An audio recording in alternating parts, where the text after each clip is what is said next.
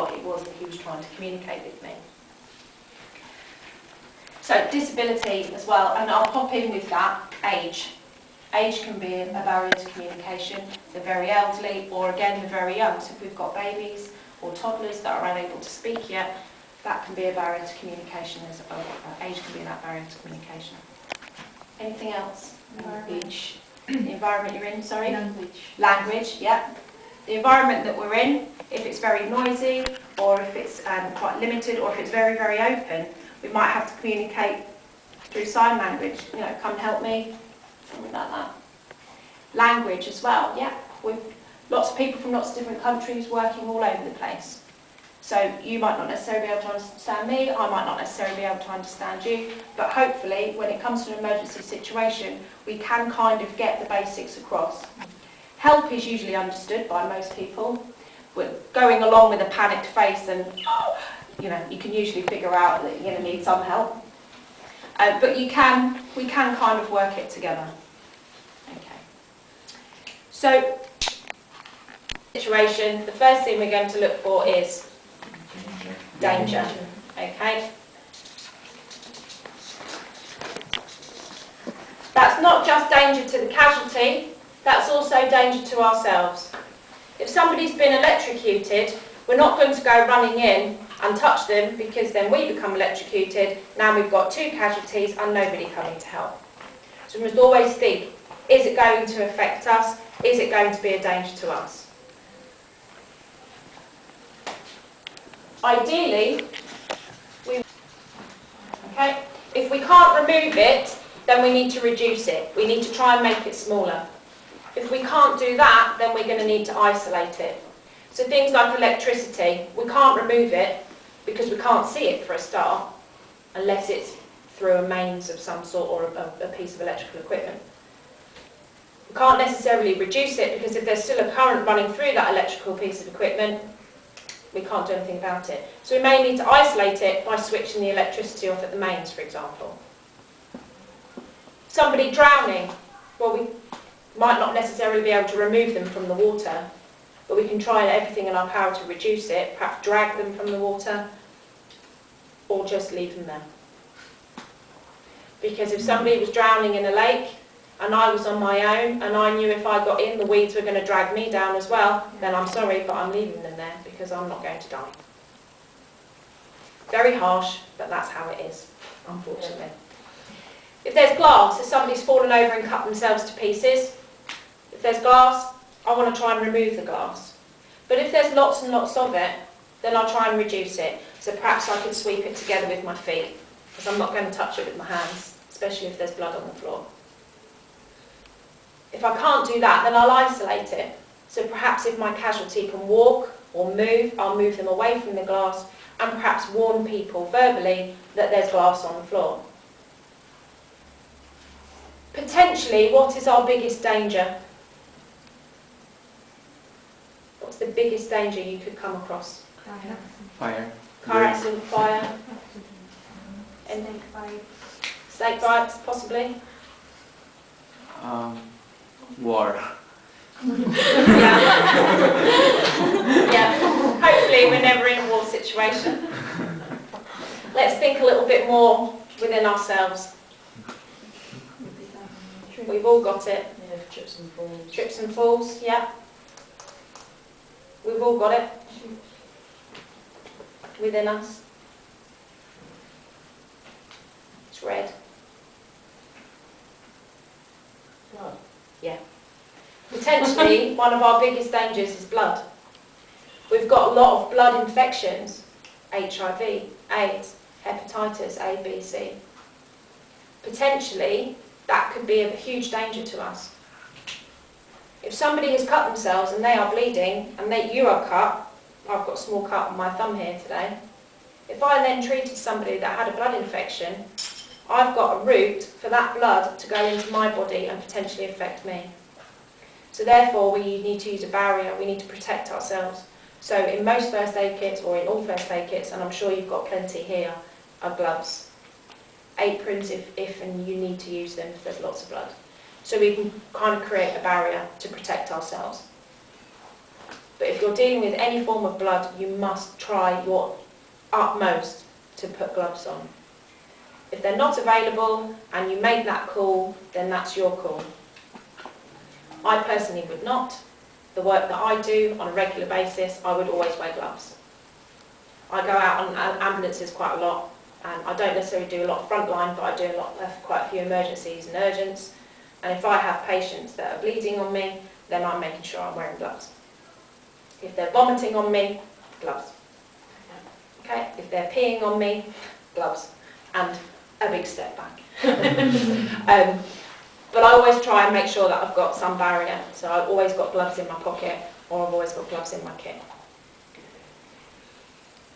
When we're looking for danger, we don't necessarily just perhaps look around our casualty, or in the immediate vicinity around them. We need to look up, down, and all around. There might be loose roof tiles, there might be cables hanging loose from the ceiling. So we need to be aware that the danger is not always on the floor, it can be up as well. And if you're really unlucky, you might get parachutists. Okay, so we've assessed for danger, there's no danger, the area looks safe, or if there was danger, we've removed it, or we've reduced it, or we've isolated it. The next thing we need to do is check for a... Respiration. Not yet. Risk. Not yet. Well, risk we can't put in the danger section. Okay. We need to check a response. Okay. We need to see if we can get a response from our casualty. Absolutely. Now it's human nature to walk in a room and go, "Are you all right?" Straight away. We say it without even probably thinking the sentence. It's out before we know it. By doing that, we're trying to get a response out of them, and we're hoping they're going to open their eyes and go, "Yeah, I'm fine." But they probably won't. Okay? So we need to try and get a response. Now, what we use in the ambulance service is something called the GCS, or the Glasgow Cone Scale, which is a point scoring system. Yeah. It's quite complicated to explain, and I've been doing it for about 3 years, and even I get confused sometimes, because what I tend to use is this, which is called AVPU, and the ambulance service will use this as well. And it's a very quick way of finding out how responsive somebody is, what level of response they're on. So what do you think A stands for in terms of response, how responsive somebody is? We'll hopefully all like it today. Okay, A is alert. Their eyes are open, they're talking to you, they're able to coerce in some way or be able to thrash arms around, but they are awake, they are alert, they are fully conscious. What do you think V stands for? Vocal. Yeah. Vocal or voice. Perhaps we've come in and our casualty is on the floor. We've done the question, "Are you all right?" Kind of a silly question really, isn't it? Because they're laying there with their eyes closed, they're obviously not all right. But, "Are you all right? Can you hear me? Open your eyes." And if they open their eyes when you ask them to, then they're responding to the sound of your voice. They might not be alert when you get there, but then they respond to your voice. If that hasn't worked, we then do P. What do you think P is? Not pulse. Sorry, go on. Pupils, no. No. One of my favourites. Pain. Okay. We provide a painful stimulus. Now I've got lots of tricks that I use, but I'm not going to teach you that. What I'm going to teach you is squeezing the ear, yeah? Sternal rod. Sternal rod. If they're faking it, they'll come out after that. But in first aid, what we teach is squeezing the ears, okay? Squeezing the earlobe, perhaps giving it a twist. If you've got nails, dig them in at the same time, okay? So dig your nails in, squeeze, twist. We also shake, although I don't like to teach shake, because if they've got a neck injury, we might make that worse. So what I like to teach is tap and squeeze. So we tap, okay, tap on the collarbone and squeeze the shoulder here on the nice fleshy part just by the edges of the neck. Okay, so tap and squeeze and then pinch and twist the earlobes. So they might not be alert, they might not respond to the sound of your voice, but they may well respond to you digging your nails in and twisting their ears around. If that hasn't worked, they are now Unconscious. unconscious or unresponsive.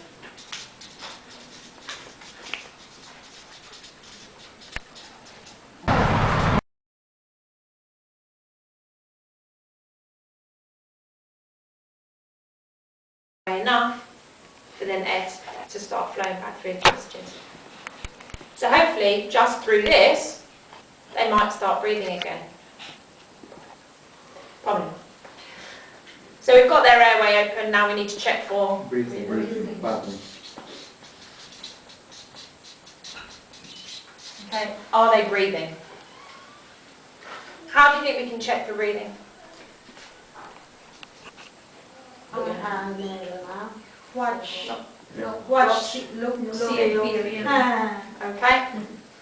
Look, listen, feel.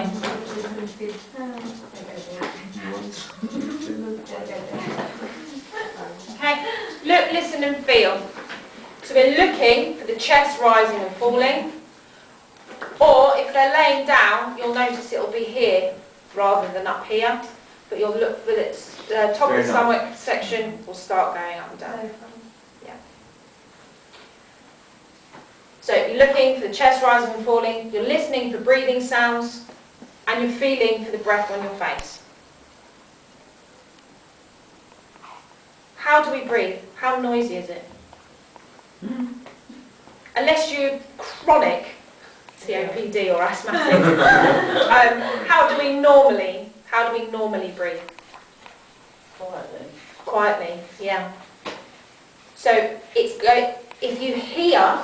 if you hear breathing sounds, then it's not good. Any raspy breathing, any gurgling sounds, or any, that's the word I'm trying to think of. The best way to do it is just do it. So, kind of noises, or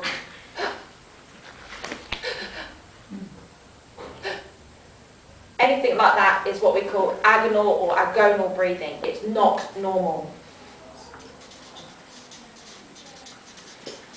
Okay? Agonal, or I call it agonal breathing. It's not normal breathing. If you were to hear that, you've got the airway open and you can hear kinds of sounds, you must assume that is not normal breathing, therefore they are not breathing. Many people have been turned into a recovery position because a first aid has gone in and done an assessment and heard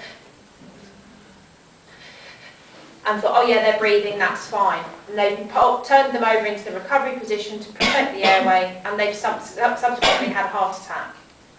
If you hear it, you must assume it's not normal breathing, therefore they are not breathing. Okay? How long would you do this for? How long would you check for breathing? 1 full minute. Full minute? Anybody else? Got a couple of seconds, 60 seconds, 30 seconds, 10. Okay. 10 seconds. After 10 seconds, you're going to know if somebody's breathing or not, quite quickly. If after a few seconds you can see the chest rising and falling and the breathing's quite, it's quiet and you can feel the breath on the face in 5 seconds, then yes, they're breathing. But if you are unsure in any way, you must check for the full 10. Right. So, we check for danger. There's no danger around. We'll check to response. They're not alert. They haven't opened their eyes to the sound of my voice. They haven't opened their eyes when I've squeezed, pinched, tapped and everything else on their shoulders and ears.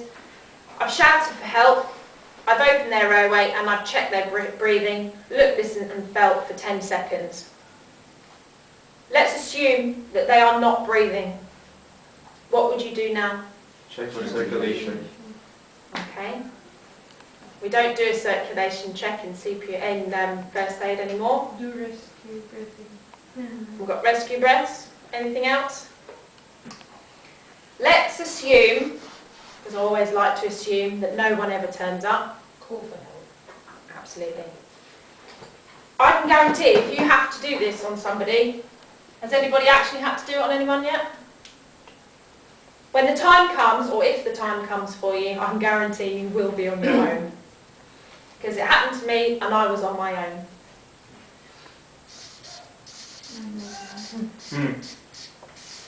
Okay, you must, at this point, check, after you've checked the breathing, if they are not breathing and you are on your own, you must leave them and go and call for an ambulance. Does anybody know what 112 is? 112 is the European number for 999, basically. The reason I teach it on my courses is because I've had a lot of Eastern Europeans working in the UK. And if I had said to them, call me an ambulance, the first thing that they will run off and do is 112. Because growing up from children, they have been taught if they want the fire service, the police service or an ambulance, then they dial 112. Over here, we've grown up with if you want any of the 3 emergency services, you dial 999. So somebody that's working here, perhaps say from Poland, if you said to them, go and dial 999, and they say, well, what's that? So try and get in the habit of saying, call me an ambulance. So depending upon where you're from and what you're used to dialing in, you may well dial 112 if you're from Eastern European country. Okay? I've had all sorts, 911s, everybody. But for this country, 999 or 112. You can dial 112 here and it will go straight through to a call centre as well. If somebody had turned up, you can get them to go and call for an ambulance. But make sure you say to them, you know, I've got somebody here that's unconscious, they're not breathing, call me an ambulance and come back and tell me how long it's going to be. Because some people might not want to get involved. So they might go, and then just go, and you don't know if the ambulance has been called or not. And 20 minutes later, you're still there thinking, is it coming? Is it coming or not? Because I'm getting really knackered. Okay? So if you do ask somebody to go and get an ambulance for you, make sure they come back and tell you how long it's going to be. Okay, so you've done all of that. But for today, we always assume you are alone. Okay, you are on your own. So you've gone away, you've called for 999 or 112, you come back, and then what do you do?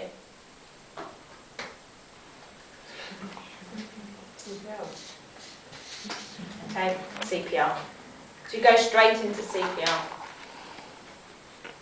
Incidentally, those of you that have mobile phones, if you look at your phone and you have no reception, you can still make an emergency phone call.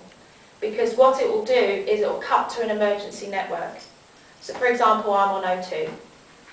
If I had no coverage here and I had to dial for an emergency and I got my phone out to do it, if O2 had no reception at that point, it will cut to Vodafone, Orange, T-Mobile, or whichever, or Three, or whichever network, other networks there are, to see which one of those has the strongest signal in the area.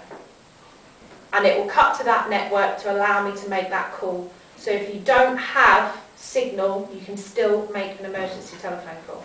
Okay? So we come back and we start CPR. Okay. Can anyone remember what we do for CPR? Okay, we had a few rescue breaths. Anybody else? Cardiac compressions. Okay, so chest compressions. How many? 15. 13 to 15. Very quick. Okay, we've got 15 to 1. Someone said, who said 30? 30 to 2. 32. Did you read your book or did you know it anyway? Okay.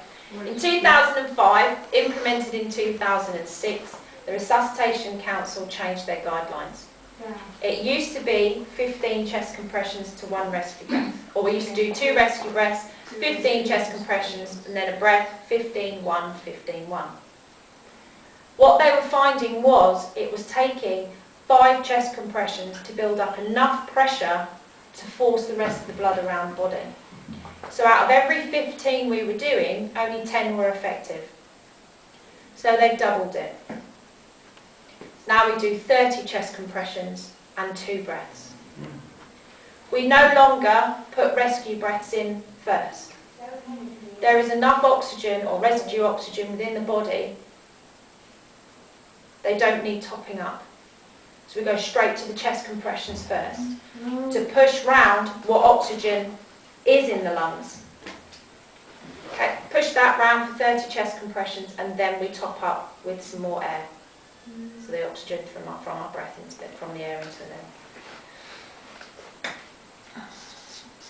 30 chest compressions to 2 breaths. The only time we do put rescue breaths in first is if it's a child, so anybody under the age of 10, 12, okay, put 5 rescue breaths in first. That's usually because children tend to have a respiratory problem, so a problem with the lungs, rather than a problem with the heart, so rather than a cardiac problem. In adults, it tends to be a cardiac problem, which is why we go straight onto chest compressions first. Also, the other time we put rescue breaths in first is if it's a drowning victim. When somebody's drowning, in effect, what they're doing is suffocating underwater. As soon as the water hits the back of the throat and starts going into the lungs will seal. And that's why they have a lot of water actually in the stomach, not the lungs. Somebody that's had an autopsy after drowning will actually have minimal amounts of water actually in the lungs. It's more in the stomach. And you'll see the stomach's distended with water. We need to get the brain regulated. It's so important that we do what we do as first aiders.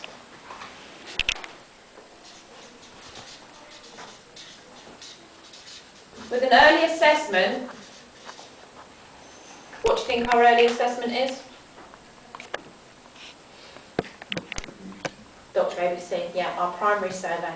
So by assessing our casualty early through a primary survey, so Dr. ABC, we can figure out if they're breathing or not. Okay, and we can call 999. We then take the next step down and we do CPR. Hopefully, with our ambulance now on its way, knee-gnaw, as fast as it can. How long does it take for an ambulance to get here? 10 minutes. Wow, that's good. Yeah. A response time for an ambulance is anything between usually 8 minutes for a rural area and 16 minutes for somewhere that's very, very rural. So if you're right in the smack bang in the middle of the countryside, in your little farm with all your acres around you, and nobody for miles and miles and miles, it should get there in about 16 minutes. Probably not. It probably might take nearer 30. But in a built-up area, it should take about 8 to 10 minutes. If you've got an ambulance is getting here in 10 minutes, that's fantastic. What you might have is what's called community first responders. So a local member of the community, let's imagine here at Harling, you've got somebody within the community that is trained in CPR, is trained in giving oxygen and life-saving procedures, not to a paramedic status, but is trained to deal with emergencies within the community. They might get here first, in only a few minutes. The whole point of the scheme is that they can reach somebody within 5 minutes. So they may well turn up first, and your ambulance might follow 5 or 10 minutes later. We might have a paramedic response car come out. So just a paramedic or a technician on their own would come out first, and then the ambulance would follow. Okay? But you should have some form of emergency care within the first 8 minutes. Arriving with them will be what's called a defibrillator. Do you have one on site? No? Defibrillator, or an AED, automatic electronic device, automated electronic device, basically gives an electric shock to the heart. A normal heart rhythm is something like that. Okay. Most people tend to go in what's called VF, or ventricular fibrillation. So the bottom parts of the heart when they're having a heart attack, in effect, are like a wobbly jelly. Okay? And it will look something like that on screen. The whole point of a defibrillator is to shock the heart from that back into that. And when the pads go on, it will assess what the casualty, what the heart rate, what the heart rhythm the casualty has, and if it can be shocked, it will tell you to shock. If it can't be shocked, then they're dead. But we don't stop doing. We keep going. We can't call it. Depending upon the status of the paramedic, they can't call it. It has to be called when they get to hospital. Okay? The only person to come back alive from what we call asystole, which is dead, is a Holby City or a casualty patient from the telly. Real life people don't. Okay? So, from there, they get taken to hospital and they receive post-resuscitation care within A&E. Unless we get this ambulance called, none of this will link. All 4 links have to be together for it to work. If we don't call 999, we can't get a defibrillator to them, which means they're not getting to hospital quickly enough. What's the ideal time from here to here? From when they collapse to when they get into hospital, what do you think the time limit is? 30 minutes. Okay, we've got 30. Anything else? 20. 20.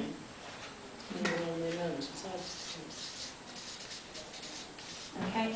We have what's called the golden hour. We need to get those casualties or those patients into hospital within an hour.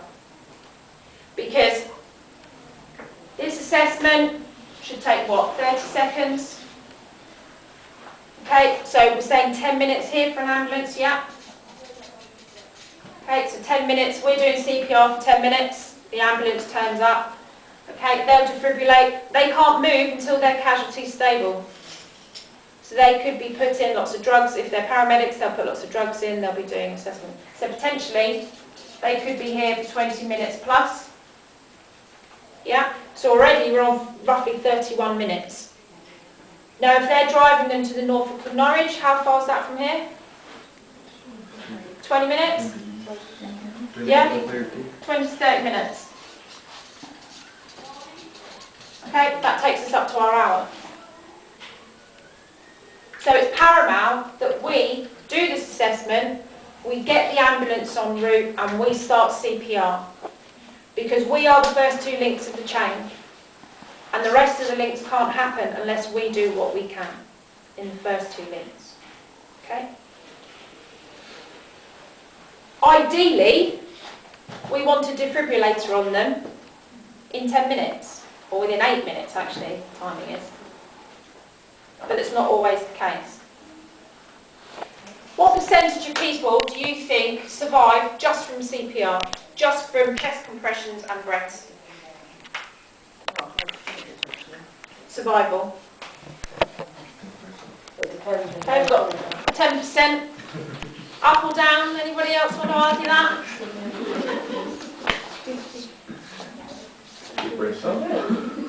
3% of people, roughly, will survive from just CPR on its own. What do you think that increases by when you put a defibrillator on? When you shock them? Yes. 54%. Okay? 54% of people will survive a cardiac arrest after they've had a defibrillator or they've been shocked. So it's a massive jump. which is why it's so important that we get this ambulance en route. We make the 999 call so we can get a first responder, we can get a standalone paramedic in a response car, or we can get an ambulance here. Because the sooner that defibrillator is put on, the more chance they've got of survival. I've got a friend who works in she's an A&E nurse, cardiac nurse and A&E at Birmingham City Hospital. She's worked in A&E as a cardiac nurse for 5 years. In those 5 years, she has seen 5 people come in with cardiac arrest, so with a heart attack. 5 have come in where a member of the public has been doing CPR on them when the ambulance arrived. They have 13 cardiac arrests a week, yet only 1 a year has any bystander doing CPR on them, which is awful. So you imagine how many people have such a low percentage of survival, really. So it's important that we do what we can. We get the links, we start the 2 links, we get the defibrillator and the ambulance on its way, and that will increase their chances of survival. Okay? Right. So, who'd like to name Annie today? It's called Annie, which I always think is a bit wrong because it's clearly a man. Yes. So I tend to call him Bert or George or Bert. Okay, we'll go with Bert. Mike. Mike. Mike or Mark? Mark. Right. Okay, so I'm going to come in. What am I going to do? What's the first thing I'm going to do? Danger. Okay, look for danger. So I'm looking all down, up and around. Okay, can't see any danger, so then I'm going to do what? Hey, are you okay? Okay, so am I doing from here? Hello? Hello, you right? No. No, I need to get right down. Okay. Mark, you alright? Because let's face it, if we're working here, we're going to be shouting rather than hello. Okay. We're going to have hearing impairments already, aren't we? So we'll immediately start shouting. So, hello, Mark! Mark, can you hear me, Mark? Open your eyes! Okay. That's great, I'm shouting in his face. If he suddenly wakes up, I'm going, don't do that, please.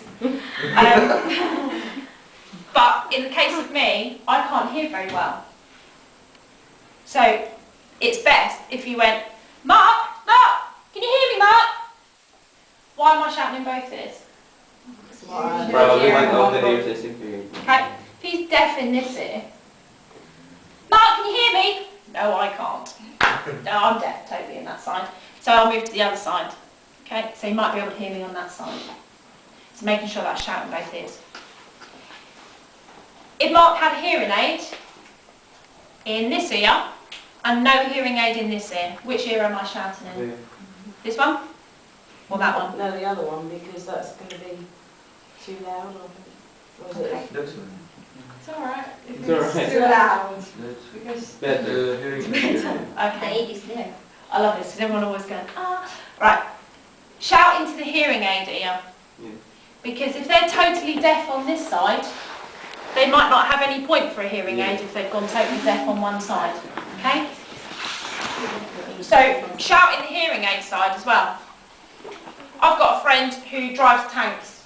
He's been driving tanks for 15 years. And the rumble of the tanks has made him go deaf on one side. the windows side. Yeah. So he has got no hearing in his left ear. He's got partial hearing in his right ear. So he wears a hearing aid. So if Ray was to collapse on me, I know that I'm better off shouting in that ear. Okay? But we don't always know who our casualties are. In the case of here, you might well know who they are. Okay? So you might well be able to address them by name. Okay? Oi is fine if you don't know who they are. Oi, open your eyes. Okay? Call them what you like. Oi, open your eyes. Sorry. Okay, so we're shouting in both ears. Mark, can you hear me, Mark? Open your eyes. Open your eyes, Mark. Open your eyes. Ideally,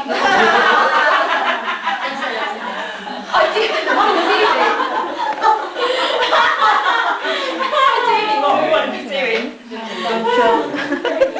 is talk to them first, and then shout at them. And when we are shouting, shout a command. So command, open your eyes. People will usually open their eyes if you shout the command, open their eyes. Okay? So he's not responding to my voice. So now I need to provide what? Shoulder help. Okay? Not yet. He hasn't responded to my voice. Fine. So I need to do pain. Okay? So I can squeeze the shoulders. Mark, Mark. I can still keep talking to him at the same time. Open your eyes, Mark. Open your eyes. Okay? Squeeze the earlobes and give him a twist. Okay? Not responding to that. So he's now unresponsive. At this point I would do what? Shoulder. Okay, I won't do it. Okay, I won't do it, but at this point I would shout for help rather loudly. Hopefully someone's on their way. So I now need to do what? Assess for airway. Okay, open the airway. So placing the palm of my hand on their forehead, I would tilt the head back and then 2 fingers under the chin and I would lift the chin. Okay, so in that kind of motion. Obviously your casualty will not raise themselves off the floor, but the others do. Okay, now I need to check for breathing. How am I going to do that? Look. Listen and feel. Okay, do listen and feel. How can I do that? Look for the Okay, so I can look at the chest. Bigger.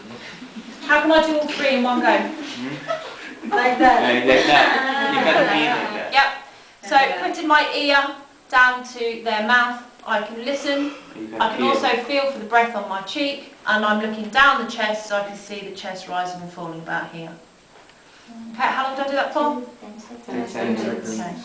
1, 2, 3, 4, 5, 6, 7, 8, 9, 10.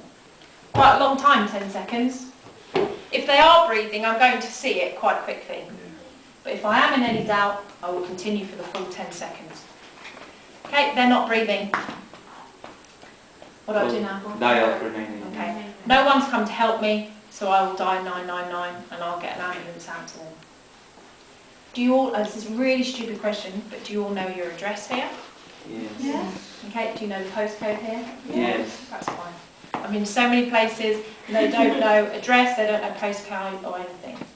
I used to be a supervisor in a nursery in Germany, and I trained up all my staff, and then I tested them all, had somebody come in and do a test, and only 1 person out of 14 gave the actual correct address. So thank God there was no emergencies. So we've got an ambulance coming. If somebody was here, then therefore they can go off and do it, but what's the thing we're going to ask them to do? Call for an ambulance. Call for an ambulance, tell them there's somebody unconscious and not breathing, and Tell Come what back. time the ambulance will come. yeah, come back and tell me how long it's going to be. Absolutely. Okay, so I've made the phone call, I've come back, so now I go straight into CPR. I don't waste time doing any rescue breaths, I go straight to the chest. And we used to do 2 fingers, everyone remember this? 2 fingers, then place it. Don't waste time trying to find the end of the sternum. Okay? 2 to 3 fingers it used to be, depending upon the size of your fingers. You would place it and then put your hand in the centre of the chest. If you have to expose the chest, then do so. Okay, so if it means ripping shirt buttons, then do it. Oh, I'll come back on my knees.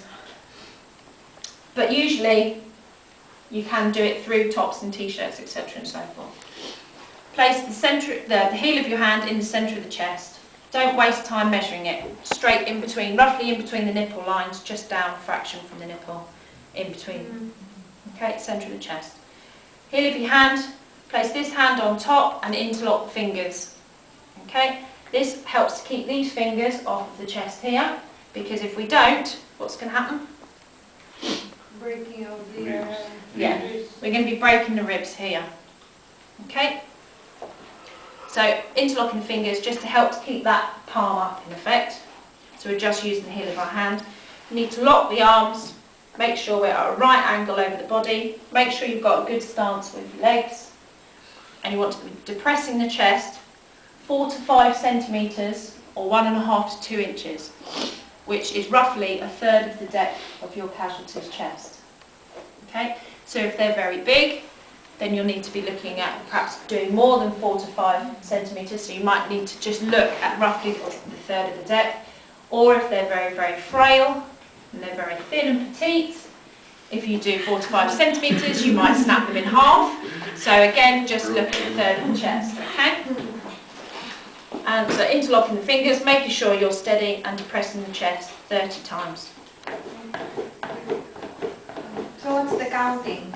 9, 10, 12, 13, 14, 15, 16, 17, 18, 19, 20, 1, 2, 3, 4, 5, 6, 7, 8, 9, 10. Okay? Look. I count to 20 and then 10 because it's just easier than trying to go 21, 22. Okay? So I do 20 and then 10. There's lots of little tunes. When I lived in Kent, I couldn't believe it. They actually put it on the news. There's lots of songs you can sing to. The one they put out on the local news was staying alive, staying alive. That one, along with bump, bump, bump, another one, bites the dust, is kind of inappropriate. Okay? So, especially if you've got a relative stood there. So let's try and stay away from this.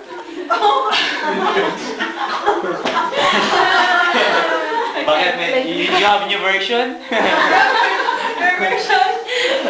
One that most people tend to use is Nelly the elephant. Does everybody know Nelly the elephant? You heard of it? Okay, Nelly the elephant. Nelly the elephant packed her trunk and said goodbye to the circus. Off she went, trumpety trump, trump, trump, trump, repeat. Okay, so you sing that twice and that'll get you to your 30. Again, if you've got a relative stood behind you and you're singing it out loud, it might not go down too well. So either sing it in your head, sing it under your breath, or just count 20, 10. Right. So the best method is to count to 20 and 10. If you're used to doing 15 and you've still got 15 in your head, do 15 twice. Okay, just count to 15 twice. So I've done my 30 chest compressions. I now need to do what? Okay, 2 breaths. And to do that, come back to the head. I now need to reopen the airway. There's no point me trying to put breath in from there, because imagine the airway as a kinked hose pipe. You can't push water through a kinked hose pipe, it just backs up. So there's no point trying to force air through a kinked air pipe. So making sure the airway is reopened. Twisting the fingers round to pinch the nostril closed, because again, if you blow in, it'll just all come back out, probably with a lot of snot as well. So making sure we've got the airway pinched. Naturally, when you pull the head back, the mouth will, or the jaw will, slightly drop open, okay? On the sake of these, they don't, unfortunately, but it will drop open slightly. What you need to do is form a seal with your mouth around their mouth and blow. Now, it's not a... okay? It's quite sufficient to just do like a heavy sigh, okay? So, okay, that's all you need to put in. This should take no longer than 2 seconds, so 1 second per breath. So you should be going... Okay, you don't necessarily need to take... because you can see from here, if you look slightly at the chest, you can see it rise and fall, see it rise and fall. So you don't necessarily need to take yourself right away from them to see the chest fall again. Okay? 2 breaths in, and then straight back onto the chest.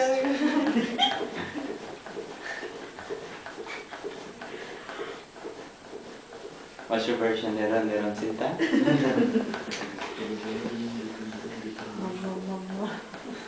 Okay? And you do 32, 32, keep going until an ambulance arrives, hopefully.